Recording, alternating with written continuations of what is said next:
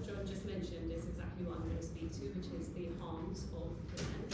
And I sit in a unique position as somebody who has dealt with over 200 of the cases that we have documented at Prevent Watch so far. So as Alison mentioned, we've documented 660 cases of prevent so far at Prevent Watch, which is the largest resource that any organisation has. To be directly involved with over 200 of them, to be familiar with all 660 of them is quite rare. So I want to speak about how human rights and civil liberties are particularly at risk when it comes to the prevent duty. I'm only going to focus on 3 concerns because there are so many concerns about prevent. I couldn't possibly get through them in 5 minutes, which might have to extend to 7. I apologise in advance. Okay, all right. So firstly, the first point I will mention is the fact that we have a prevent duty, which is very discriminatory in nature. The second will be that we have a prevent duty, which is causing a chilling effect. And the second will be the harm specifically to children of the prevent duty. So firstly, when it comes to the discriminatory nature of prevent, there is a lot of literature out there, and it has been since its inception. So I'm not going to go into the background of why and how it is discriminatory in nature, but it's particularly discriminatory towards the Muslim community. And these are not cases of old. Many people will say these were teething problems in the early days. No, they're not. We recently had a mature, professional, very articulate, very British, more British than me, in that she's not just British born, but she is generations of British, who converted to Islam, and the 2 prevent officers that turned up at her door made it explicitly clear that the reason they were there is because she had converted to Islam, and as a result, a prevent referral was made. And they asked her the usual questions of, why did you convert, and how did you convert, and who do you learn your religion from, and which mosque do you go to? This is still happening in this day and age. It's not cases that we knew from back in the day when Prevent first was targeting Muslims. These are the types of cases where a 17-year-old boy, for example, went to perform pilgrimage, and when he came back to sixth form, he was questioned by a Prevent officer about why he went and who he had gone with. And when we challenged why the Prevent officers asked him these questions, they said that actually they were just making sure that he wasn't being scammed by a tour operator, by some of these scam tour operators, because of course that's what you would expect counter-terrorism officers to do. It's not. And so I just give these few examples to suggest that Prevent is still discriminatory today. It will be more discriminatory towards Muslims given the Shawcross recommendations to refocus it back on Islamist extremism.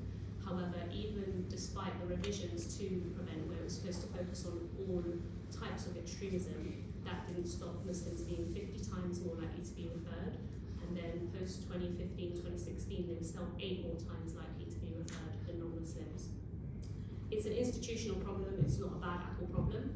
And we saw that particularly when counter-terrorism officers were referring their own colleagues. One example they gave was that the colleague had come back from pilgrimage, he grew a beard, and how dare he was handing out gifts to his fellow colleagues. This is counter-terrorism officers who are supposed to be the experts in making these decisions, making those decisions against their own fellow Muslim colleagues. And so it is an institutional problem. The chilling effect I will only touch on briefly because I think John touched on it already with regards to what is happening right now.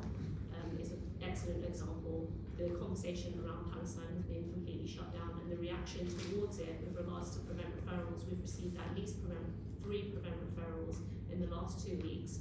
Those prevent referrals weren't escalated by prevent officers, but maybe having that prevent referral, maybe seeing that teacher is suggesting that an 8-year-old child who is autistic and reacted to a news clip that she decided to show at the primary school, he reacted inappropriately. No adjustments were made for the fact that he was autistic and he had a bit of an outburst. The school admitted that the prevent referral they made was completely disproportionate, and the reason they behaved in that way was because they were completely panicked by the local authority guidance they were given to refer people to prevent, to remember their prevent duty, and the associations that was made with Hamas as a prescribed organisation.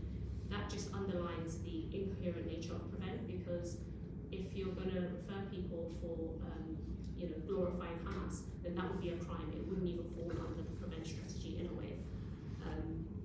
With regards to the last point, which is children harms, I'm only going to touch on the data aspect of it, because there's already 3 data aspects of it. Firstly, 2/3 of all prevent referrals, so the 6,000 to 7,000 prevent referrals that occur every year, 2/3 of those are under 20s. So these are children and young adults. And the reason I can't tell you exactly the cutoff point is because the Home Office doesn't provide those types of statistics.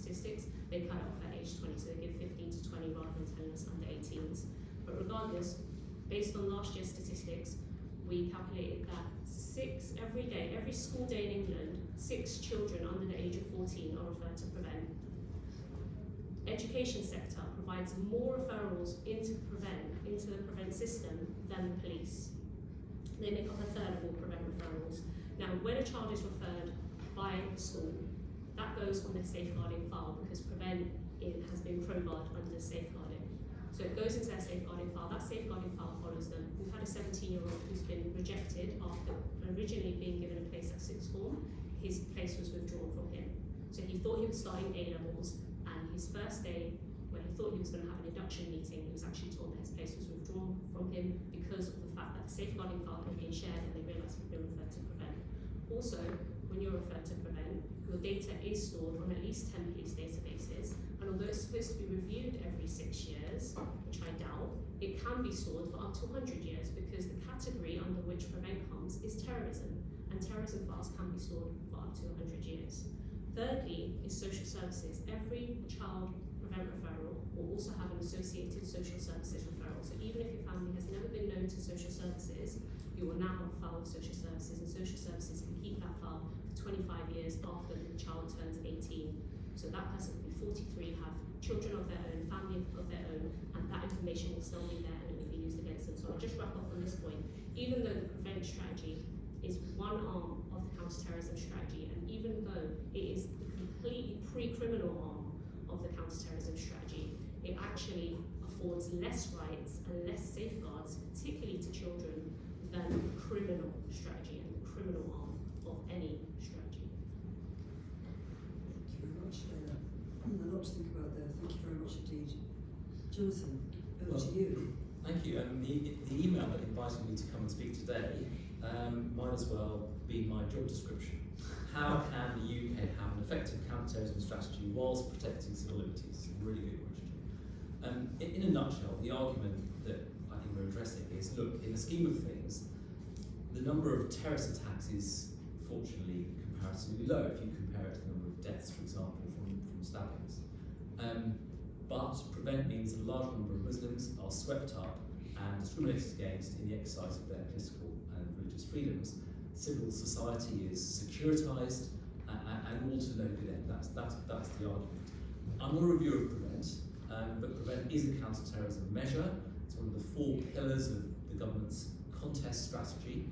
And of course I'm interested, and you could argue that some of the terrorism offences, they're called precursor offences, already operate in what you might call the pre-crime space. So you could say, just like Prevent, you can commit an offence even before you've done anything wrong. I'm also, I should say, interested in extremism, although not because I think it's a legally useful concept. In fact, today, all attempts to formulate what we mean by extremism have been legally useless. We all know the arguments that if you try and formulate extremism, you catch people who you don't want to catch. And just a quote from this book, which I'm going to cite from at the back. He quotes Martin Luther King. I'm sure you've heard this quote. The question is not whether we will be extremists, but what kind of extremists we will be. But despite my dislike of the concept of extremism,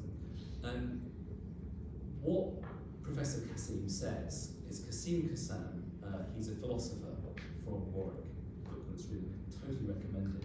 What he says, I think, is, I was going to say extremely useful, but I mean very, very useful when we're thinking about terrorism prevention. And I want to try and take this to a matter of principle to some extent. I'll come back to the UK, but I want to look at the US. In the US, a major problem, as we know, is mass shootings, far more lethal than in the UK. The question is that they're asking in America is how do you prevent them? There are 2 leading academics called Peterson and Densley. They published a major report called The Violence Project, and they've identified 4 prevalent factors for mass shootings. And I'll just go through them. One is traumatised by childhood abuse. Second is they worship the Columbine shooters. Do you know who the Columbine shooters are? These are the 2, Eric Harris and Dylan Klebold in the 1990s. They shot at the school, they massacred people. They had these sort of matrix-like trench coats, and they've become an object of aesthetic fascination, particularly amongst the far right. Thirdly, in the weeks leading up to the attack, the individual suffered serious psychological crisis. Fourthly, has access to firearms. And by the way, the most important counter-terrorism strategy in the UK is to try and keep guns away from people. That is by far and away the most important thing that we can do. Now, in Professor Kassam's book, he has these three concepts. He talks about methods extremism, psychological extremism, and ideological extremism. The methods extremism is shooting people in this example. Psychological extremism is the sense of us and them, everything's hopeless, othering people, we're going to kill the normies, etc. The ideological extremism, in the example I've given from the US, is worshipping the Columbine shooters. And it seems to me that if you were to looking from principle, a prevent-type program in the US that encouraged schools to identify and report to the authorities children who are obsessed with the Columbine shooters and their ideology, their extreme right-wing ideology, would be a sensible course of action, particularly if they were showing signs of psychological extremism. Now, I'm referring to ideology because I do think this has become unnecessarily a bit of a left-right thing. So there's a huge generality. The right say, well, it's all about ideology. You need to focus on ideology. The left say, well, it's really about material conditions. If you improve material conditions, then these sorts of things won't happen. I wouldn't overstate ideology, but I wouldn't understate it either. Certainly my experience as the review of terrorism is that ideological influences are very powerful, particularly in pulling people towards the extreme right wing. And this is why I think there's a missing chapter from Amnesty UK's report, where they don't quite say what they would put in its place. Now, to return to the UK, the core point about prevent made by the very distinguished former UN Rapporteur Fionnuala Ni Aolain, and I should say that her successor Ben Saul is no less distinguished.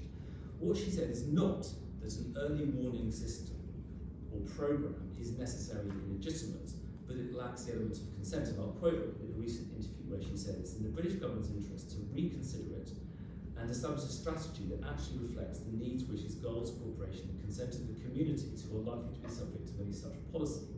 Now, in one important sense, public consent is a key component to counter-terrorism, as it's important to all law enforcement activity, at least in the broad sense that the public understand what's going on, they can discuss it, they can debate it, they can vote on it, and they can give informed consent through the parliamentary process. So I put a lot of emphasis in my job, I should say, in trying to spell out in probably quite boring detail how counter-terrorism works.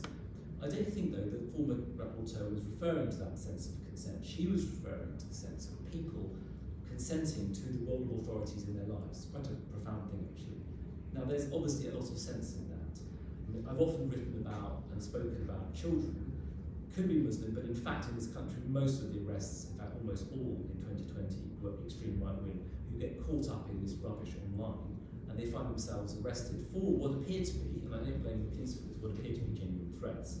There must, I think, be many teachers and pupils, and parents, I should say, who would accept all the help they can get, and they would consent, in an active sense, to schools, doctors looking out for signs which otherwise might take their children down this terrible path.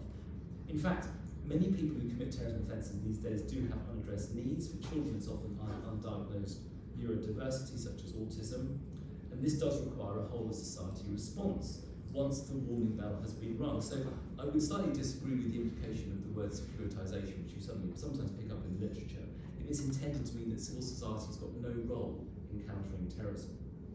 I would also argue that the channel process must be better than prosecution, and this is also a matter of principle. The UN Convention on the Rights of the Child requires that children are diverted from the criminal justice system wherever possible. The argument to the contrary would have to be, well, being referred to channel is tantamount to being prosecuted. And all I can say is that having seen the consequences of prosecution, knowing the long-term effects of being convicted of a terrorism offence, I don't think that can be right.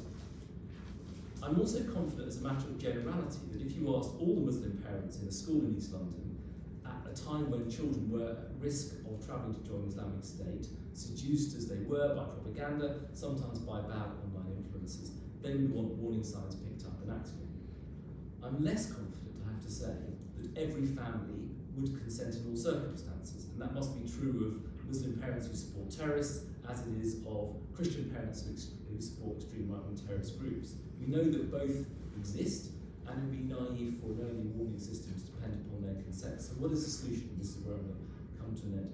As I understand the former rapporteur, when she refers to the consent of communities, that word, communities, not individuals, she means that the authorities must at least get public consent in the first sense that I was discussing. In other words, public understanding, demystifying as well as tailoring and getting proper understanding, it must be right so far as possible to make sure that those who are most likely to be subject to the processes of an early warning system can buy in and can avoid a situation in which the process does more harm than good. A product of engagement should lead to fewer misunderstandings of, say, piety as extremism, or the example that was just given by Layla, someone talking about Israel-Palestine, somebody being seen as a supporter of Hamas.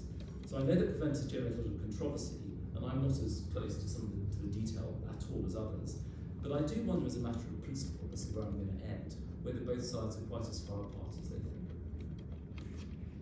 Thank you. Very good, Craig. Thank you very much, Jonathan. John, are you okay to help us? Sorry to make you wait. All right. John, Eckhardt. Yep. Okay. I think we might not be so far apart if what we interpret you saying is that actually there's too many terrorism offences, and that some of those terrorism offences are precursor to terrorism offences, and it would be better to decriminalise them. So you have the paradox that prevent is operating in a sphere of lawful speech, ideas and behaviour, which is pushed further back by the way in which offences multiply. So the pre-criminal space is a space defined by the extent of crime. So let me though begin with, I want to talk about what Shawcross recommended and how those recommendations are being implemented. How there's a lot of current noise related to the demonstrations and so on, which isn't very helpful, but something very serious is happening. So just read a quote from the Shawcross report. The campaign against Prevent has included some civil liberties groups and activists who seemingly, as a matter of principle, oppose a state-run scheme to counter specific ideas, attitudes and non-criminal behaviours, no matter how light touch the scheme's methods.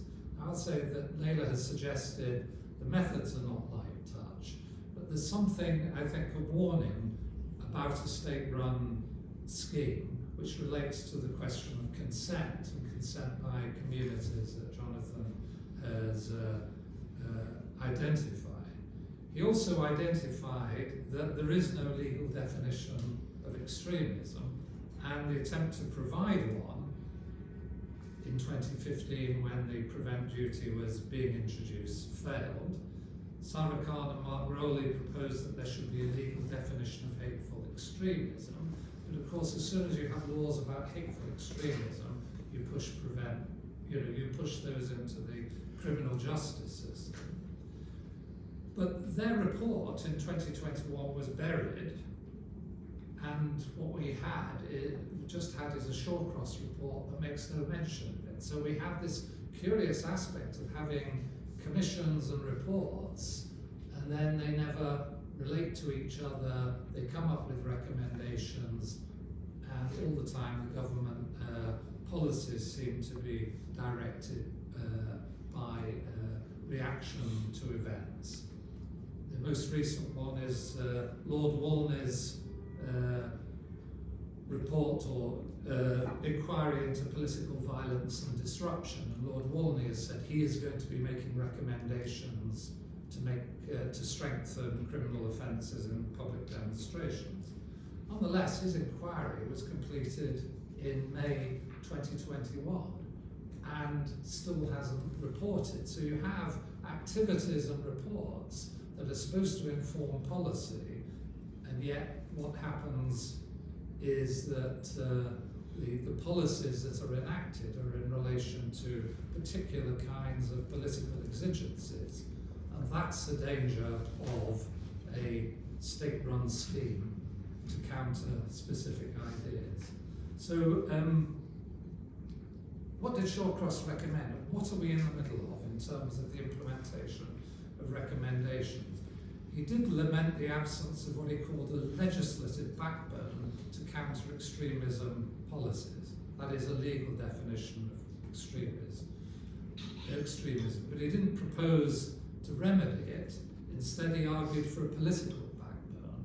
And that political backbone is the Commission for Countering Extremism.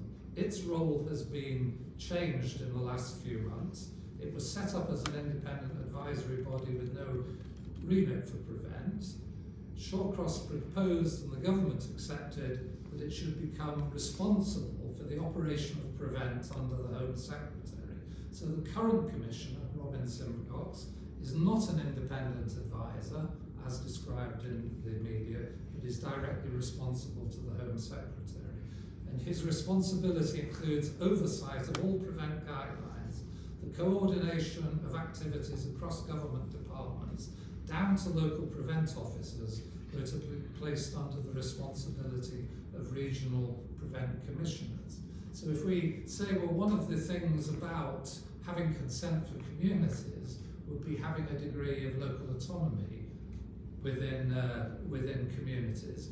And that was the direction in which Prevent had been moving, particularly after the first local report on the Manchester Arena bombing. We've now moved in the opposite direction, away from local responsibility towards a centralised responsibility and a regional focus. Now, although Shawcross recommended no new definition of extremism, he did argue for a new focus. The present boundaries around what is termed by Prevent as extremist Islamist ideology are drawn too narrowly, while the boundaries around the ideology of the extreme right wing are too broad. We just heard Jonathan say that a lot of young people caught up in problematic ideas and so on are actually associated with right-wing ideologies rather than Islamist ideologies. There's no evidence in the report to suggest that the definitions are problematic in the way that Shawcross suggests.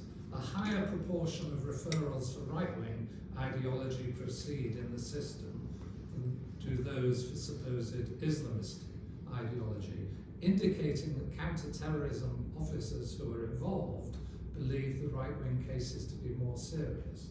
Drawing wider boundaries for Islamist ideology would increase the proportion of false positives. It would reinforce the discriminatory impact of Prevent on British Muslims, and of course, doing so would undermine the kind of consent that is necessary for successful policies. And it seems evident that the government did not wish to adopt a definition of hateful extremism precisely because Khan and Rowley were advocating its use against right-wing speech that the government regards as legitimate, such as replacement theory, for example. And it's also clear, I think, that Prevent has a chilling expression not just on the free speech of individual Muslim citizens, but also on Muslim-led civil society organisations. So Michael Gove suggested that what he was going to do was develop a definition of extremism and a register of organisations that were extremist by that definition, Muslim organisations, and that they would be excluded from debate with local authorities, public bodies, and excluded from funding. That's a sort of category of pre-proscribed organisations on the basis of their commitment to bringing Islamic normative values into the public sphere. But that statement by Michael Gove is already reflecting what Shawcross recommended. So it's not something that is novel, it's something that has been elaborated over the last month. And of course, one of the problems which was identified in the Amnesty report is that there is no oversight of Prevent, for example. So although, as Jonathan suggested, Prevent is part of the of contest, Prevent, Protect, Pursue and Prepare, it doesn't fall under the remit of the independent reviewer of terrorism legislation. And one could say that that is a real indication that the government wishes a state-led process that is not itself subject to regular oversight. I think I'm correct if I say that your powers include being able to initiate investigations if you think something's a concern, and given your response to UN Rapporteur comments, among those concerns would be the concerns of international bodies like the UN. The government doesn't refer to the criticisms of PREVENT made by international organisations, despite when introducing the PREVENT duty, it said it would seek to cooperate and coordinate with international organisations. Now, the final point that will show the seriousness of what is happening and the threat to civil liberties, Shawcross did recommend setting up a complaints process within the newly defined Commission for Countering Extremism, but it's not designed for those who are impacted by PREVENT. It's not designed to express concerns about the harms to children and young people, but to report failures of implementation. So here's a quote from the new guidelines about how that complaints process will work. Where PREVENT activity has fallen short of the standards set out in this guidance, practitioners and the public may raise concerns through an independent complaints function. Ministers also have the power to instruct investigations through this function, including in the event of a reported failure of statutory partners to uphold the PREVENT duty. It's not a complaints process for the PREVENT duty. It's not about scrutiny of the PREVENT duty. It inverts the statutory responsibility embodied in the independent reviewer of terrorism legislation, who has the power, as I said, to instruct investigations. Now ministers can instruct investigations. The power to hold lawmakers to account. Now we have the government seeking to hold critics to account. And I think when we first published our People's Review of PREVENT, Professor Conagherty had a really important description of how PREVENT operates in the pre-criminal space. And he said that was the space that we used to describe as liberty. Yeah, liberty. Conagherty is a lawyer. Yes. Thank you very much. Togo, you're operating in a space that we used to call liberty because you're a SOAS, and we would very much like to hear your understanding of the situation. Yeah, I'm Tabo. Yeah, I mean, you might wonder why I'm speaking, because although I come from the university, I have no lecture prepared here. And the reason is because I also got into... Sorry, it's the voting. Hurry on, just hurry on. We're going to vote on the ceasefire. Just let that go on for a while.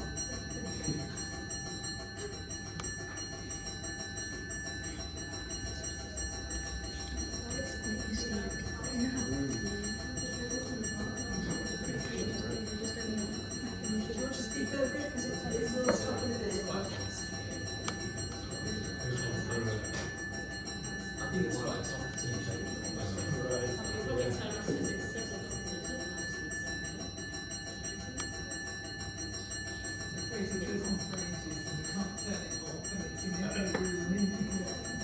It's an important vote.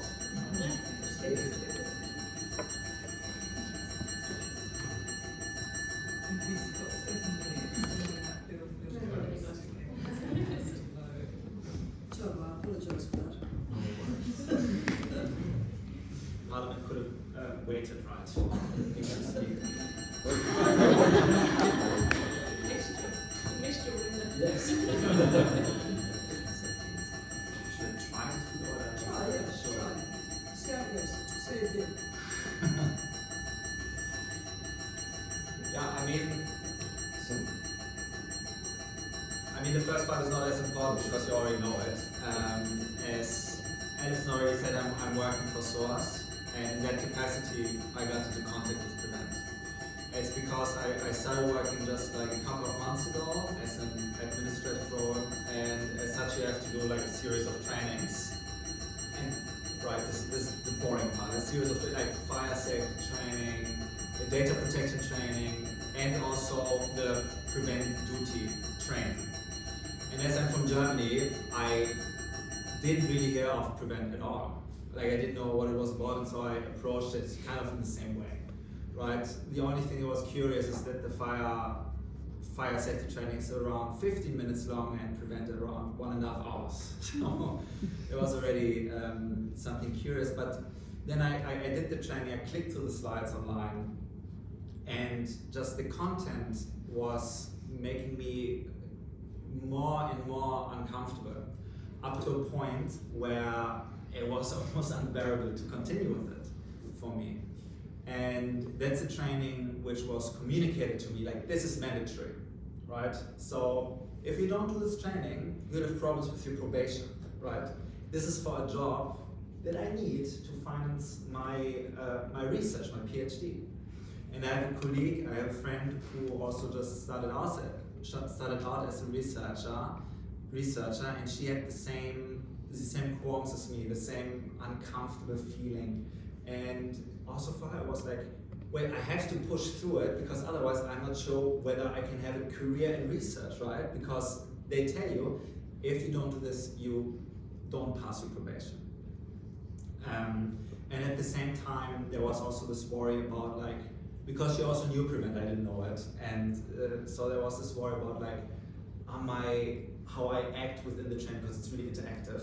Are my actions recorded? Are they reported? In the end, you have to pass a test, and then there's a question like, or when I fail the test, will it show up somewhere? You know? And this Amnesty report also said that I saw the first time, it's like chilling effects. And it's really how it feels, right? It really feels like you have to police yourself, you have to self-censor.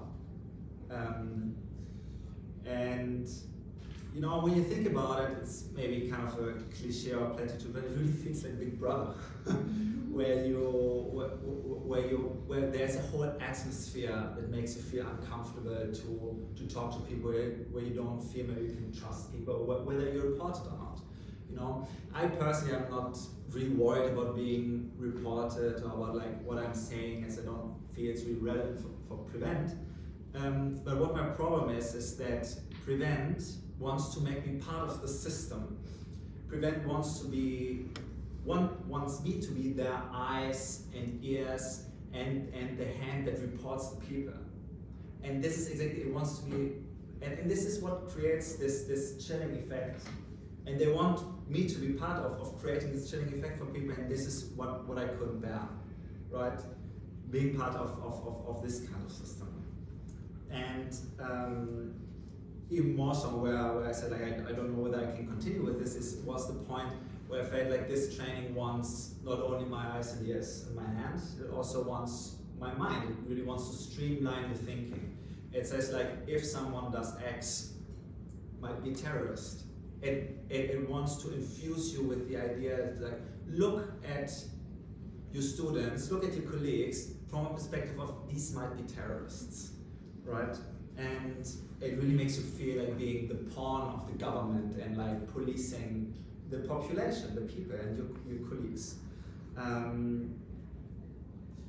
There's an example which is in this online training. It says like, here is a girl and it's in a seminar and she hates bankers, okay? And in the seminar room, she's like shouting against the bankers and this, and it's like tearing up very, very, yeah. And when I read this, my first intuition was, oh, she clearly doesn't do well. Clearly, there may be something about like a lot of pressure, a lot of stress that, that makes her explode in this way. And so my intuition would be to afterwards talk with her to see like, how could we alleviate the stress or the pressure so that you can be part of the class again. But this is not what Prevent says. Prevent says, think about she might be a terrorist, right? And not only this is what they want me to, and this is not only what they preach, they also make you say it. At the very end, there's a test, and there are these examples again, and they make you say, she's a terrorist. Say it.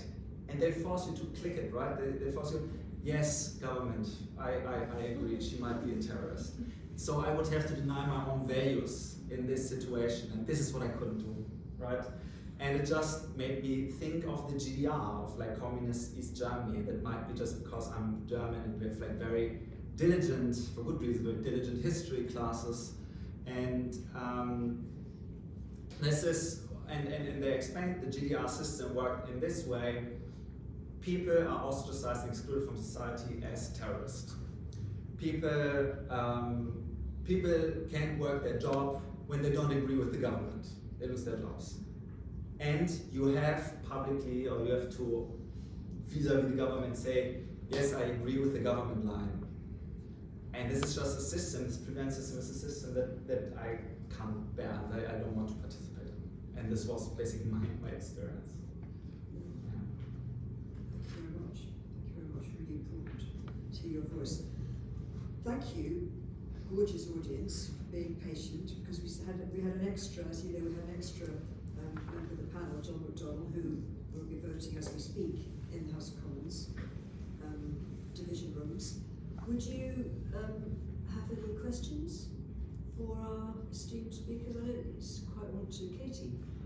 Yeah, this is kind of to all of you, but especially to Tabo, because I work at SARS as well, and I have, 2019, I also had to do the prevent training, even though I'm not in a teaching role at all. Me neither.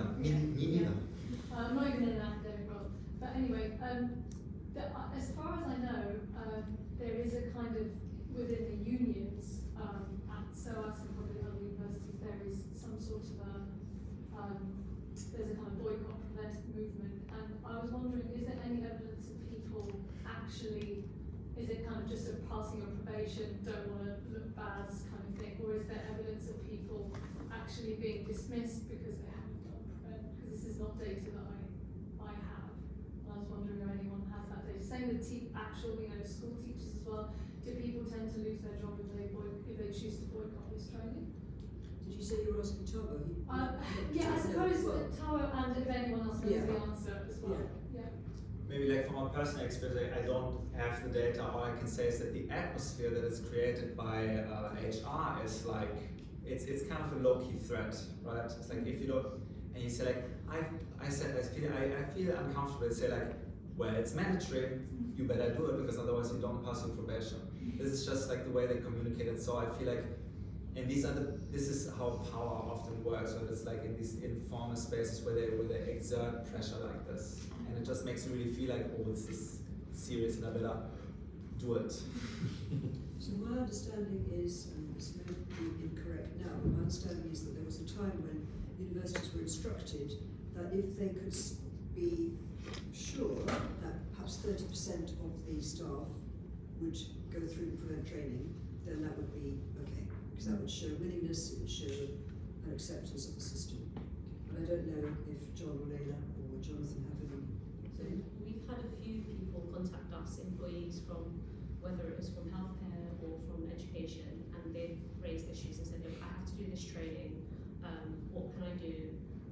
And usually the case is that they flag it with senior management gets in contact with the local prevent officer. Senior management then suggests that, why don't you have a chat with this prevent officer, which is very intimidating for somebody who's saying, I don't want to do it.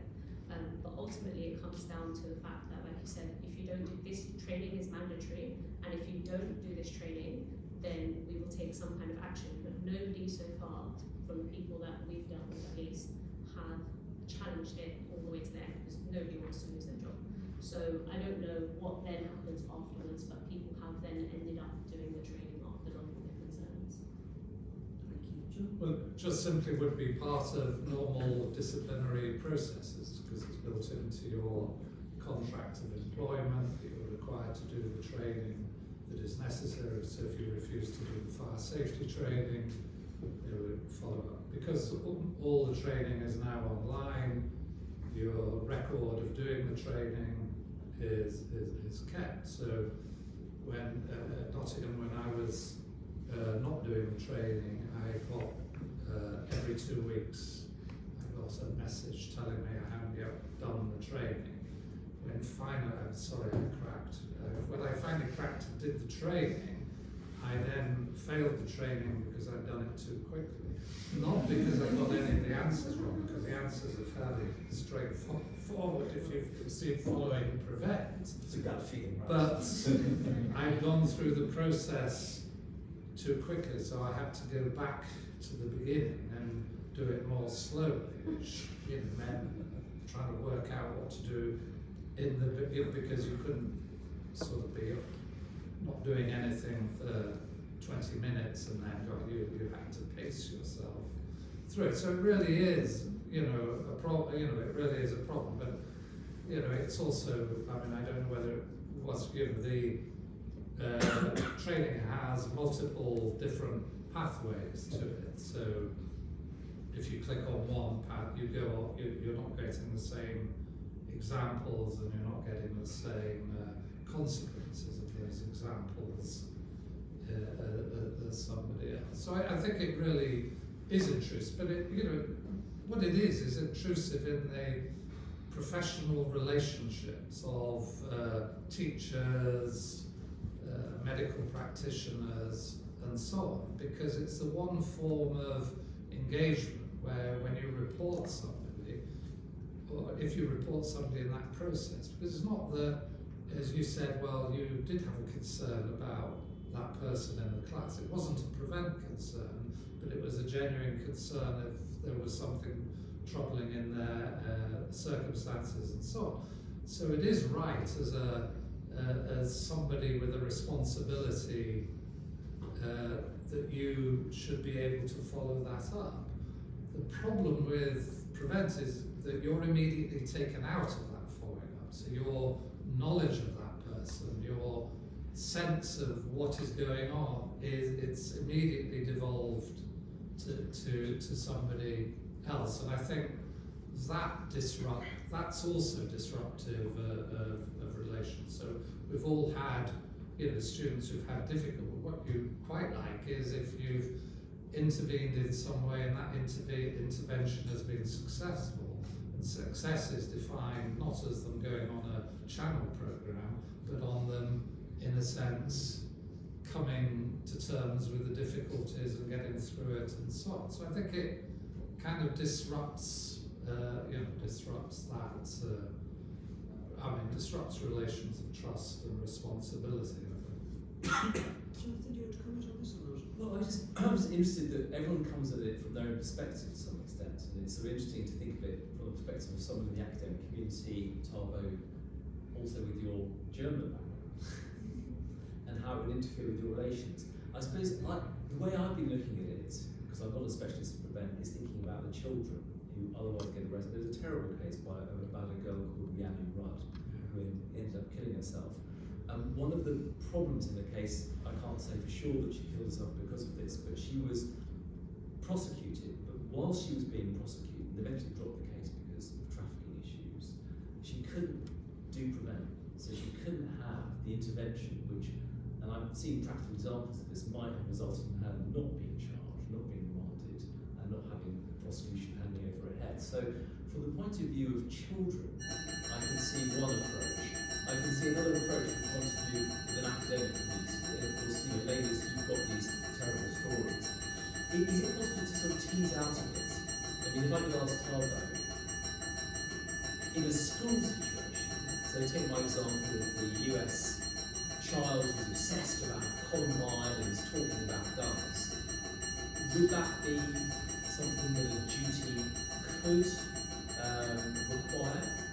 So the teachers have a duty, not just a sort of pastoral role, but a positive duty to pick that up? Or would you say that your concern is mainly with the more mature academic environment? No, I think it's a more general thing, and I find it interesting that you say it's like, what perspective do you take, right? From where you look at it, and I also feel like your perspective is also someone who comes kind of from the state. It looks like, what can the state basically do? And I feel like sometimes it's not the role of the state to do something, because, and this is what you said, I found really really important and really powerful. It is about the actual communities that exist. They know the people, because the state always says, oh, in which box does he fit, in which box does she fit? But we talk about people who are very idiosyncratic, who are their own people, and the state just is not the tool, right, to deal with that. I personally feel like this maybe comes from democratic theory or whatever, is that we need to think more not from the perspective of states, but from the perspective of a society, right? And how do we give capacities to society? I feel like the past 100 years were about giving responsibility to the state, giving up responsibility to the state. And this decapacitates, I think,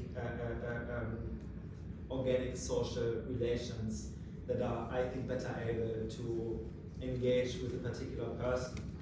And and that's also the thing you said, like, it's either, is it ideology or the material conditions, right? And maybe I didn't quite understand your reply to that, but it seemed like you said, like, let's make the state work better or differently. I don't see how you engage with either of these things, and I wouldn't engage with either of these things too, because I feel often like these problems are problems of exclusion. It's a problem of exclusion and inclusion. And the state, just as how it works, is often like singling out people. As like it has an, especially prevent has an excluding function. Whereas where I feel like many social aids come from exclusion, and then excluding and people even more as a problem. We have to think more about inclusion, how to build communities.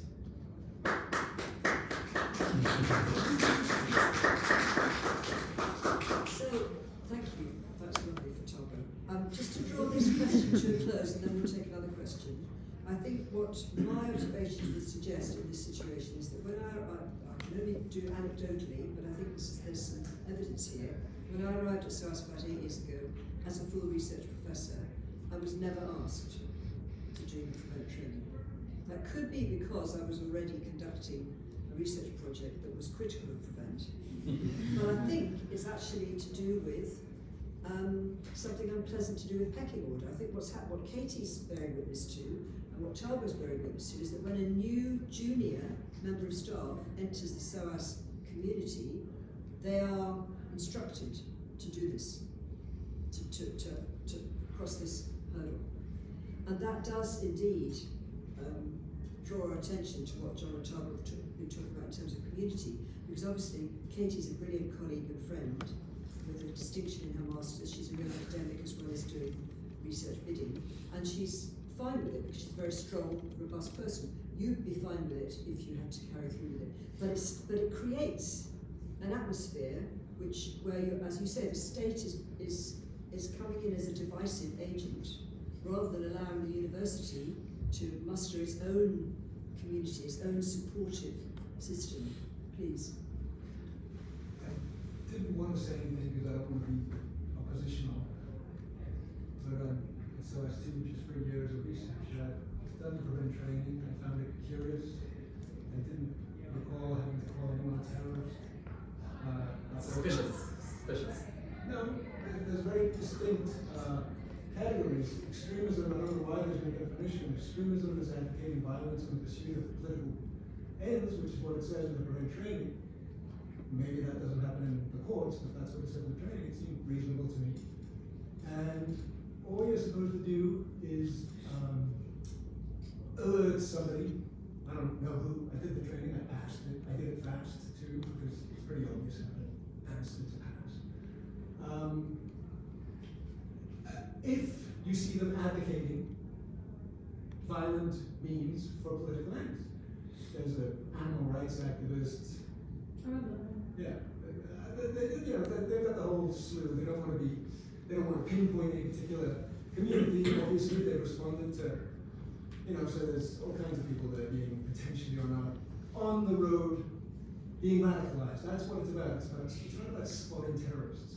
It's about spotting radicalization, which may be the space of liberty or may not be.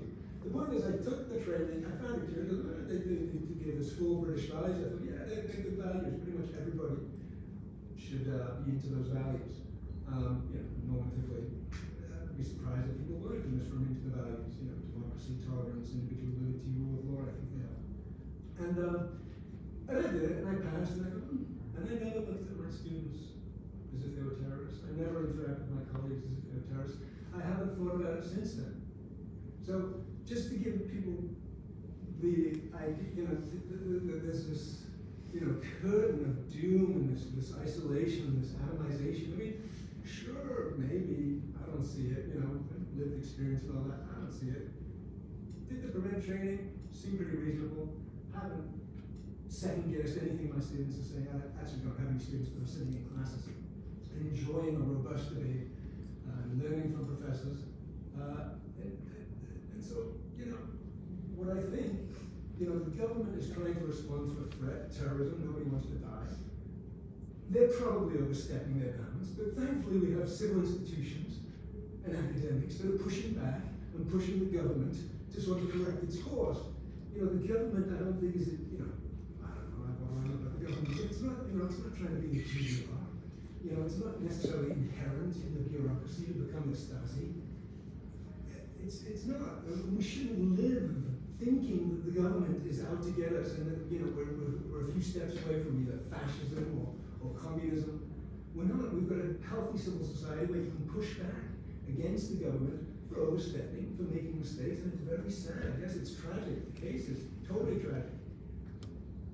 The government's not perfect people, and in Britain we've got this possibility of pushing back. Now, one last thing, sorry, but I don't know if there's a big criticism of the report, Unsettled Belonging. Was there a big criticism of that report? Survey of Muslims, and lots of Muslim communities, 3,000 Muslims, selected from all over the country, want government help, according to this. It could be wrong, it could be bogus. In order to help combat extremism. So this idea that, yes, there's recognition of discrimination, there's homophobia, racism, but there's also recognition of the need for the government to act. Sometimes it overreacts.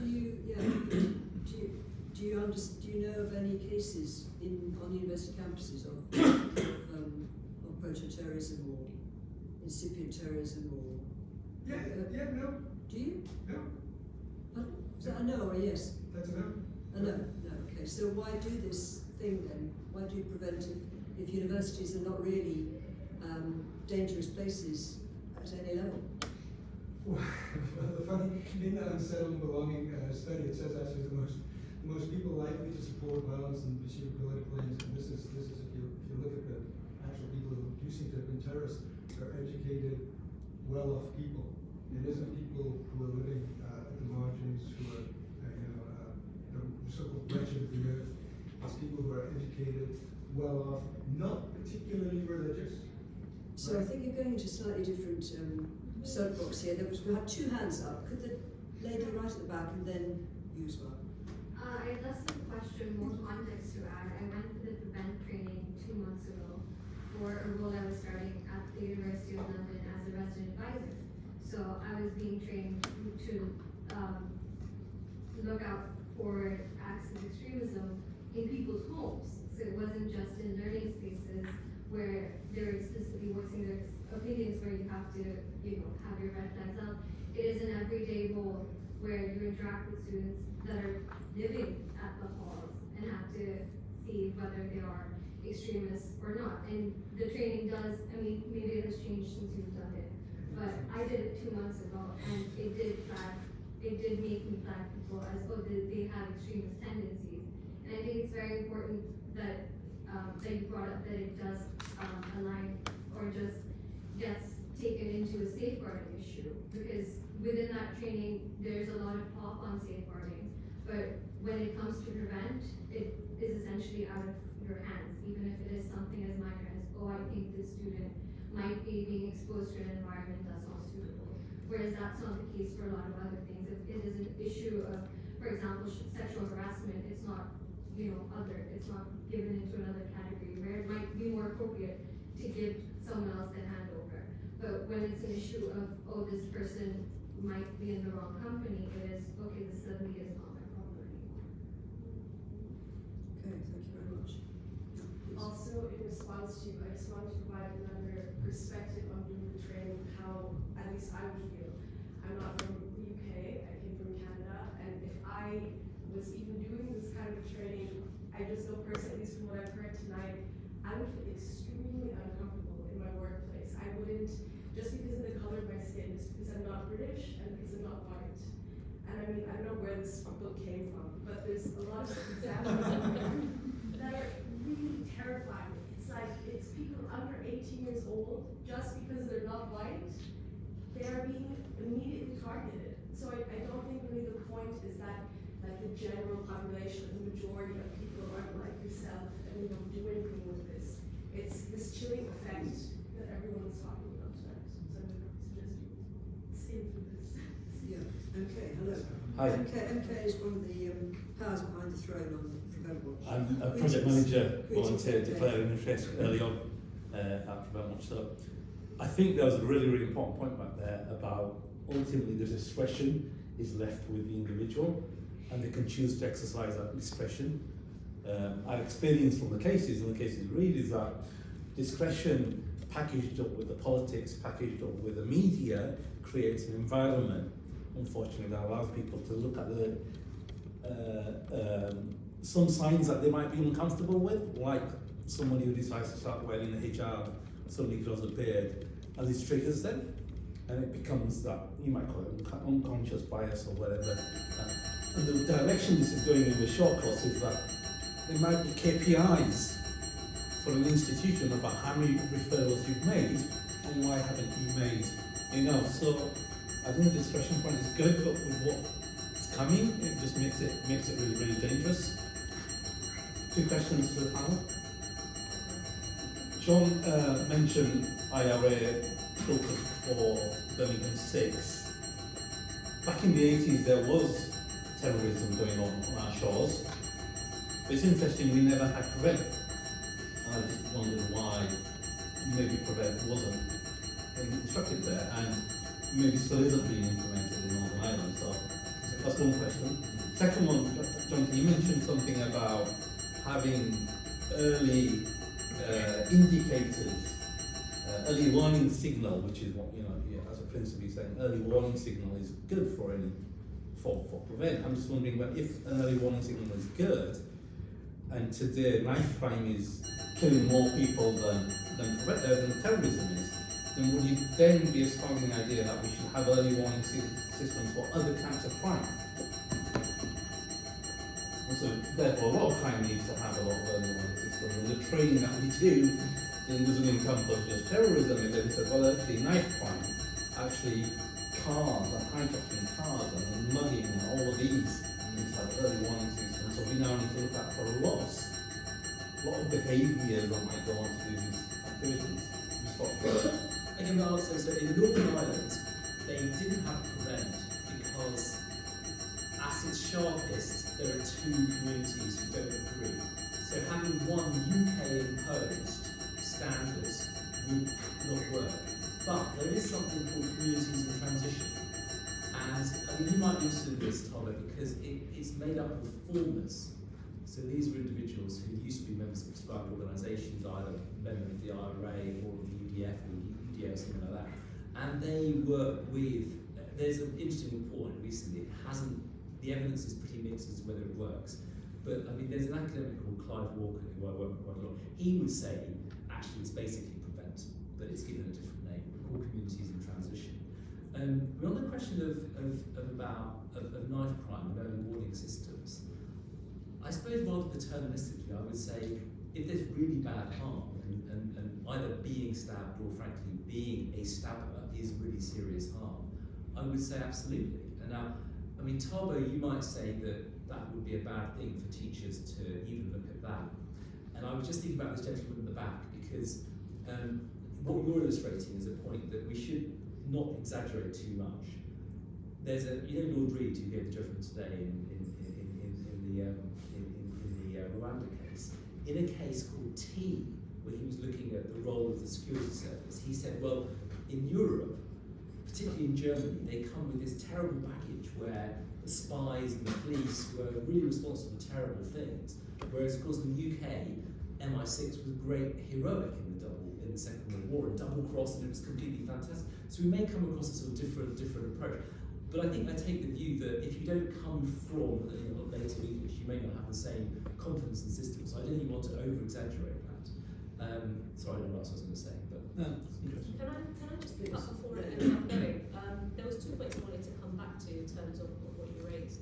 I think this idea that civil society is here to correct the course. There have been over a decade of concerns about prevent.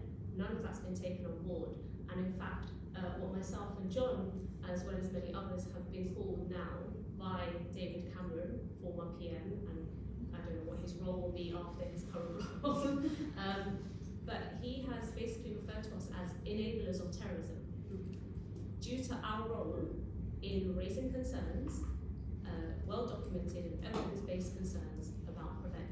So that is the attitude towards being anti-prevent, is that if you have concerns about prevent, that in and of itself is actually a sign of extremism according to the risk factors. The second point is coming back to the state getting involved and how should things be dealt with. If you look at a lot of prevent referrals, actually anything that does require intervention, a lot of those interventions don't go through to channel. They go through to mental health services, they go through to social services, they don't go through to channel. In fact, it was historically 5% for many years, and only last year was it 13% that, even by preventive logic, was deemed fit for channel intervention. Everything else went to services that we have and can access as professionals for our students or patients without it having that securitized lens to it. Thank you very much. Yes, a question here and then a question here, please. My question is for Leila. I wonder, if for your role, you have examples of other than being hesitant to do the training, how are people trying to resist prevent in other ways? I wonder if you just had any examples. How often, sorry? Other than resisting, not wanting to do the training, are there any other examples how people are trying to resist prevent? Currently, with the situation with regards to the fresh wave of activism with regards to Palestine, a lot of teachers have contacted Prevent Watch and asked what can they do. It's not necessarily the training part, it's more about, they can see other teachers making referrals as a result of conversations, discussions around Palestine, Israel, and so they want to know what to do, how can we resist. I can't actually tell you what the resistance has been yet, because we haven't got to that point yet.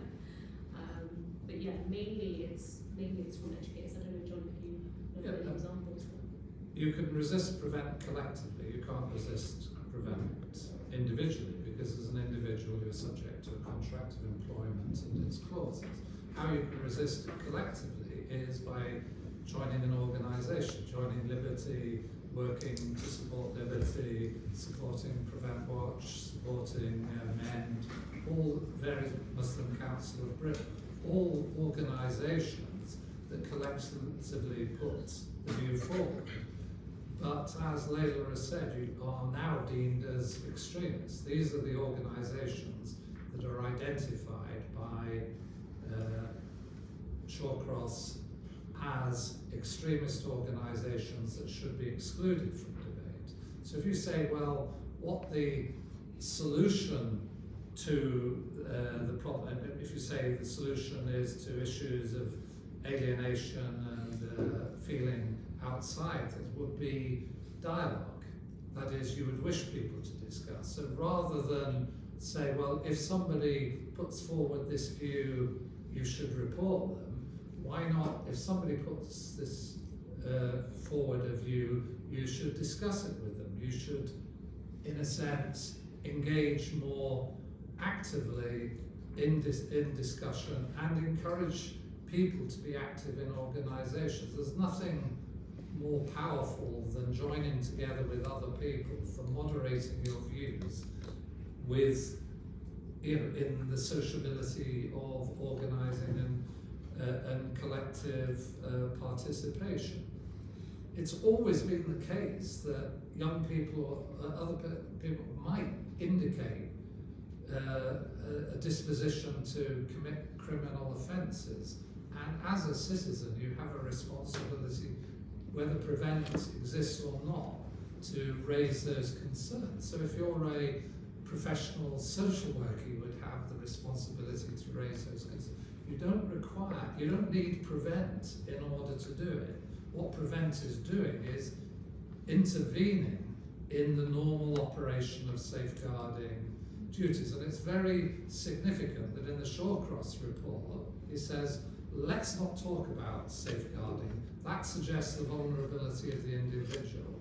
In a sense, let's look at them as people disposed to act in a particular way. Let's give them agency, and it's a really dangerous agency he's given them. But there's something peculiar that you have a reviewer, somebody reviewing Prevent is saying, let's not regard individuals as vulnerable. And you say, but where is Prevent operating? It's operating in health services where people are vulnerable. It's operating through social workers who are engaged with vulnerabilities. And it's operating in schools where you have a duty of care and a responsibility as a teacher to treat them. And then the report says, no, let's think of them from the perspective of agency. And this is the presentation that these are potentially bad people. And it is the case that British Muslims show themselves as a group in all the studies most committed to British values. It's just that British values are framed in a way to exclude them.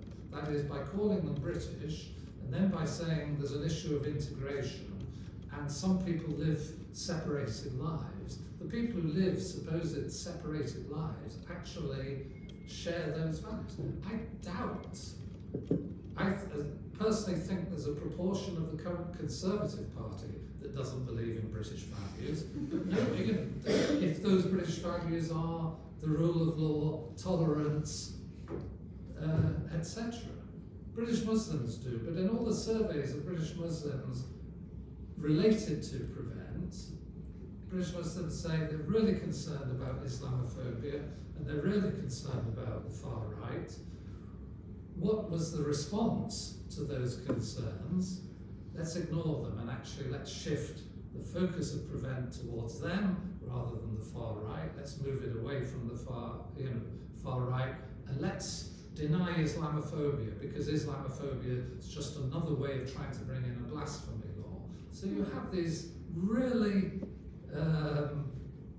really quite polemical and problematic statements in the area where you're trying to say, that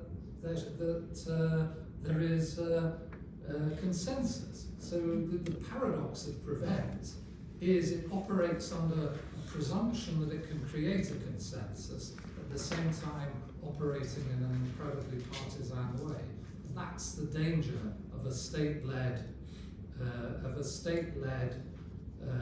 concern with ideas when the state is itself operating in a partisan way. We don't even have a political system in which the opposition is regarded as the loyal opposition. It's regarded as horrific if Keir Starmer would come in, would be elected because the Labour Party is somehow against British values. That's the state of our democracy. And what we need is a strong civil society in order to reinforce issues of dialogue, plurality, and a liberal approach to difference. So I think Prevent is much more dangerous than we imagine, and it's dangerous precisely because it looks as if it might just be about things that the majority of the population can be persuaded. Terrorism is a bad thing. Everybody thinks terrorism is a bad thing. And one of the ways of overcoming it is extending dialogue. And I think that's the message from, that's the message from Northern Ireland. And that's why immediately the response to say that the marches, the pro-Palestine marches, the marches in favour of ceasefire, were marches like Northern Ireland. You think, yeah, Northern Ireland is part of the United Kingdom. The political structures, the values in Northern Ireland and Scotland, they are what the United Kingdom is. Nobody teaches British values in Scotland, and I can tell you why. Not because they don't believe in those values, they just think calling them British values somehow is problematic in a context where the United Kingdom is itself being contested. So we just have to be more robust about our politically. I do agree strongly we have to push back, but to push back is to be in a domain now when you are called an extremist. Can I just hold on a second because we've got a question there that's waiting. Please ask your question. So we've heard many interesting points made across the table throughout the discussion, but to bring it back to the beginning, there was a mention of extremism by the gentleman and the lady over there, and this question is directed to them, although I would be more than interested to hear about your answers, everyone else. Throughout the years, we've known, well, especially Britain has designated many organizations as extremists. If we leave terrorists out of the way, but extremists in a more broad sense. And then as the years go by, those specific organizations are deemed less extremists because modern British values are seen to have developed to a point where those extreme, in quotation marks, viewpoints are now less extreme in a way and more understandable. So my question is, isn't it dangerous to assume that right now, if it's extremist, it has to be watched very closely and surveyed, and also in some, I suppose, circumstances even punished, whereas in the future, the same extreme groups, I suppose, or extremist vantage points that we see today and hear about today might be considered more, well, less extreme. Could you give us some examples, or an example? Well, I suppose, for example, if we look maybe 30, 40, 50 years ago, members of the African Congress in South Africa were seen as extremists. If you look at, well, if you don't look at Britain but look across the Commonwealth, they were seen indeed as extremists. However, now, and well, since the release of Nelson Mandela, well, we didn't see them as extremists, although even when looking back, some of their actions were quite extreme. Right now, if we look back to the African Congress, we'll think, well, although it was extreme, I wouldn't say that they were an extremist group because they were fighting for democratic values, they were fighting for freedom, essentially, from apartheid South African government.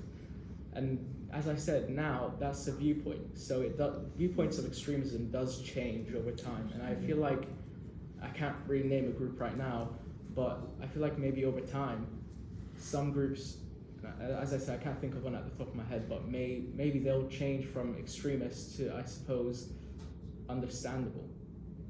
Yeah, I think that's a really interesting question. I'm going to open it to the panel in a minute. I just want to add, though, that maybe we're not comparing like with like there, because the people we're talking about, who are often young British Muslims, you wouldn't call them extreme, would you? You wouldn't call them extremist or extreme? No. Either? No. So this is the problem, that we're being offered an artificial lens through which to see a population within a bigger population. And they're not like the African National Congress because they aren't using extreme methods. So, I mean, very interesting question, but I'll open it to the panel and see what happens. Well, I will actually. I mean, it's the hardest thing in terrorism studies. Nelson Mandela undoubtedly was a terrorist according to our definition, because he used violence in support of a political program and he was trying to change the whole way of the state. And And so, I mean, at the moment, I'm trying to look at whether or not the law needs to be tweaked a bit, where people might be celebrating, say, the 7th of October. One of the difficulties is that if you said it's an offence to celebrate any terrorist, well, then you couldn't celebrate Nelson Mandela. So, I mean, this is the example of why law and precision is really important. It's really difficult. You don't want to create an offence that catches more people. Now, Qasim Qassam says that probably the best answer to him being a bad terrorist is that he had no choice. So the answer, I think, that Nelson Mandela gave himself is there was no way. Non-violent protest wouldn't have been effective. But in terms of ideology on its own, I completely agree. And it's fascinating. I'm pretty sure that in 10 years' time, or even 100 years' time, those of us who wear shoes and eat meat will be seen as extremists and condemned accordingly. So it's an excellent point, and it's the reason why non-violent extremism is such a dangerous path to go down. And for myself, I'd always look at the bad outcomes. The bad outcomes is not, frankly, Jonathan Hall sitting at home saying idiotic things to himself. The bad outcome is if I go and kill someone. So I think I'd always look at, is there a path to violence? Obviously, working out that path to violence is really difficult, but that's what I would try and tether myself in. So, Leila? So I think this is one of the reasons why we won't ever have a legal definition of extremism, and why it works in favour of government not to have a legal definition of extremism, because then it can be tweaked to whoever is the baddie of the day and who is the extremist of the day. It's whoever is going against status quo. I know this might sound quite controversial, but actually I'll give you a very good example of extremist now being mainstream, and that is far-right extremist ideas. So you have Sean recommending that Islamist extremism being refocused as part of PREVENT, because these far-right extreme ideas are way too close to mainstream political views. And so by keeping that as an extreme idea and keeping that and seeing those ideas as extremists, actually you're going to capture them under PREVENT, right? And those extreme ideas are now mainstream. And I know that's the exact opposite of what you're saying, but it just exemplifies how, depending on who is government of the day, you will have a very different version of who is the extremist of the day as well. Thank you. Would either of you like to comment on that question or not? Yeah, I just think it's a question of pushing your definitions back. So the issue is criminal offences and violence, and I think you also need to differentiate within the category of violence. So, for example, the definition of terrorism is violence used for political ends. So that can include criminal damage as a form of terrorism. That is, if you decide that if you're an animal rights activist and you decide to smash the windows of an animal research centre. So I've used that as, because that has happened in the past. It happened in the past prior to the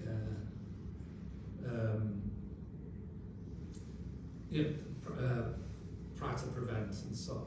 Now, I have quite a bit of sympathy about animal rights, despite being a wearer of leather shoes. So that's a particular form of hypocrisy. And I don't, and I think if you smash the windows of a research centre, you should be subject to criminal sanction. But I don't see how it's helpful describing that as a form of terror, in the sense, upping the angle. What we have is a criminal justice system and mechanisms around terror, which are all about maximising the offence we take at action and how we deal with those offences, maximise the number of people we put in prison, maximise the length of time that we put them in prison and so on. It would be I think we would be healthier as a society if we were much less punitive in response to the deviance of others, in the hope that people will be sympathetic to our own deviance too. So I think we need to just dial back, but there's something peculiar about the political process, which is scapegoats others and then actually brings about really bad outcomes from that. I was really taken by that poor girl who committed suicide as well. And I do believe she would have been better off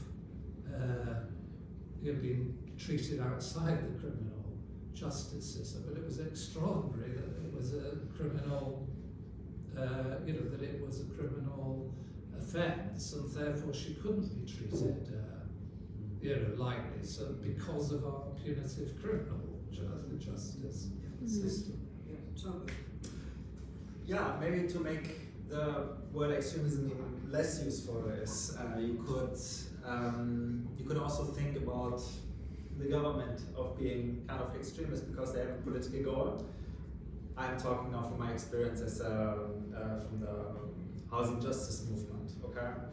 And it's a very clear political goal to have this extent of like a private property market determining who can live where and who can keep their home or not, right? If you don't pay, and this is a political goal.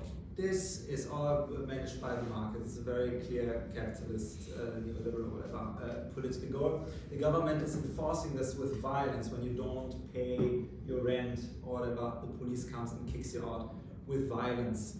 There's also plenty of stories of people becoming homeless and committing suicide. This is also clearly violence. It's splitting up, the housing system is splitting up communities, which is also a form of displacement, which is also a form of violence, because it's also enforced by the state with police violence, right? Another example, I think that's already enough, and I think also, because I talked earlier about building communities, right, and it sounds so lofty and so it seems very intangible and so on, but this is a very tangible policy. It's like stop with the gentrification, right? This is killing communities. The same is with the policing. In Dalston, when was it last year or so, with child cure. If it was the police that had done it, it would be rape. You know what I mean? This is violence. This is destroying communities, and this is very, very, very easy. I think in Austria, for example, it's also German speaking, right? They have figured some stuff better out. Maybe not with the police, but at least with the housing system. But these are very tangible things where the state is also engaging in violence to enforce certain political goals, and which are breaking up communities, which are creating other social outcomes that we really that are less than ideal. Thank you very much. Have we got any more questions? The lady right at the back, and then yeah. My question is directed to David if you would welcome to answer. I'm a final year student at SARS, and I was wondering if you have any advice for people like me who are worried about rightfully, and it's like I'm practicing heavy levels of self-censorship at the moment, especially with everything that's going on in this world across that. Especially as well when, like you said, what's considered extreme is extremely flawed and very nuanced, and people use that to manipulate the system. So I was wondering how you would suggest, because you work with cases with people of other Christian societies, navigate that within universities that are securitizing their students heavily. Sure. Can I take that one? I mentioned earlier on that the government has just given, well, back in May, royal assent was given to this new act. Higher Education, in brackets, Freedom of Speech Act 2023. When this comes into force in August next year, it will not do, if it's properly enacted, it won't do what the government wants it to do, because it will make it possible for us to teach and talk openly and freely and safely about conflictual issues like Israel-Palestine. However, it's possible that between now and then they'll work out some modification of prevent, which would allow them to make this less likely. But I'm so grateful for your question, because I think what we should be able to celebrate here tonight is the potential for the university sector to regain its confidence and to decide that it will speak truth to power. That's the work we do in Parliament here, bringing you all here together. That's the work we're doing in SOAS, also running sessions on really controversial issues. But we actually need to step forward and decide that we're going to do this, because the intimidation and the chilling effect, which has been discussed several times here, is very significant. But I think we have to. SOAS is a very good place, it's a very good testing bed for this, because it is possible, with Adam Habib's support actually, to move forward and speak openly about complex topics. But we need to work with staff, we need to work with colleagues, we need to work with the student body to do this. Just to follow up on that, Yeah, that wasn't my question. But I'm really sorry to say this, but we have to leave the room by 8 o'clock. So By 8 o'clock, okay. I will be 30 seconds. 30 seconds, go for it. So I think the worst thing you can do is self-censor, and so maybe that's like counter advice, because what you don't want to do is normalise the idea that people not speaking is the right way to go down, because then those people who do speak are considered more extreme. It's like, why are you speaking? Nobody else is speaking. Right? So I think the worst thing you can do is self-censor, and that has been the general advice that we've been given so far. It might not sound too useful, but ultimately, if you think about it, if you take that advice and everyone else does, then you're amongst friends and you're amongst other people who are also sharing their views. And contact me afterwards, because I'm running sessions on how to manage disagreement better than doing so far. So, in haste then. Copies of the report today. Sorry?